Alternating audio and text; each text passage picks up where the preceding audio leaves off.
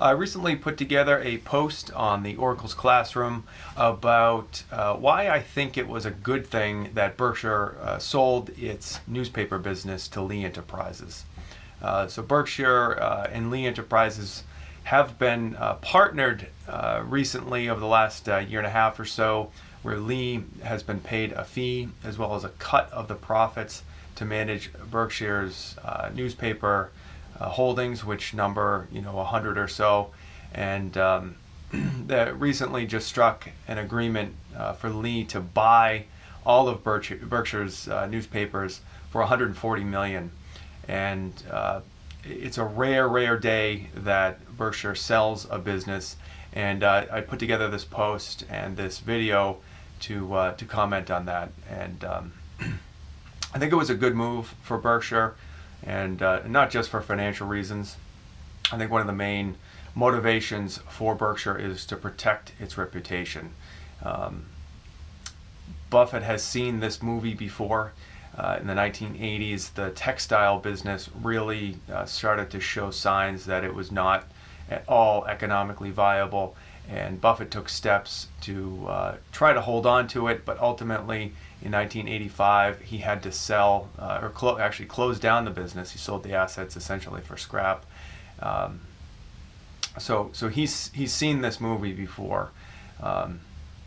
He's codified his thinking into a principle that says that, unlike others in the business, private equity, venture capital world, Buffett and Berkshire, they're not going to churn their businesses over. They're not going to trade them like stocks. They'll hold on to them longer than some others would, as long as they remain economically viable.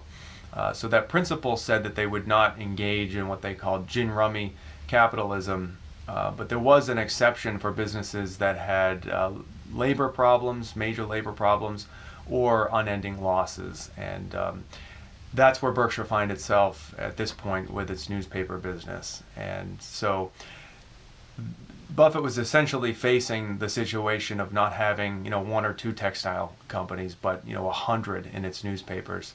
And some will survive. Lee will take them and digitize some, but there will be many that have to close.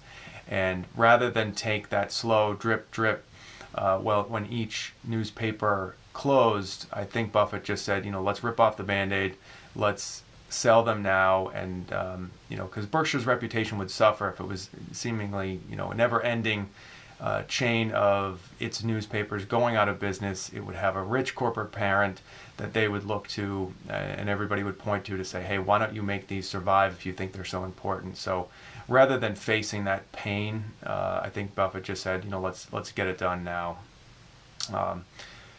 Really interesting in that newspapers 30, 40 years ago were the strongest of economic moats.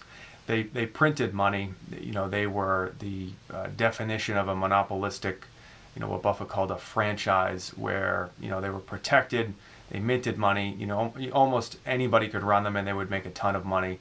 And that has shifted drastically over the last decade and few years as alternatives and the internet and everything came along and just really hammered their competitive position.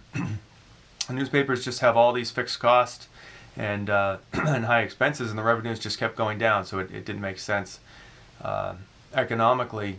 And Buffett has said at one point that if the world was starting out right now, would it develop the way it did? And the answer is no. I mean, why would you take information and essentially, you cut down all these trees, you make paper, all this, you deliver it to someone's house and they consume it, and it's already, kind of old. It's really an inefficient way of moving information, but they exist because that was the way that things were done in the past. So I think, it was right that Buffett made this choice, that Berkshire has decided to sell its paper assets, and it's right for Berkshire's reputation, but at the same time it's kind of sad to see them go. Buffalo News in particular, that was given a $10 million purchase price, and there's some nostalgia there for sure, and I'm sure that Buffett feels that. But it was the right thing to do for Berkshire Hathaway in the long run, and I hope Buffett comments on that in his chairman's letter, and I'm sure he'll get some comments on it at the annual meeting in May. Thanks for listening, and please leave any comments, questions. I'd love to hear from you. Thanks a lot.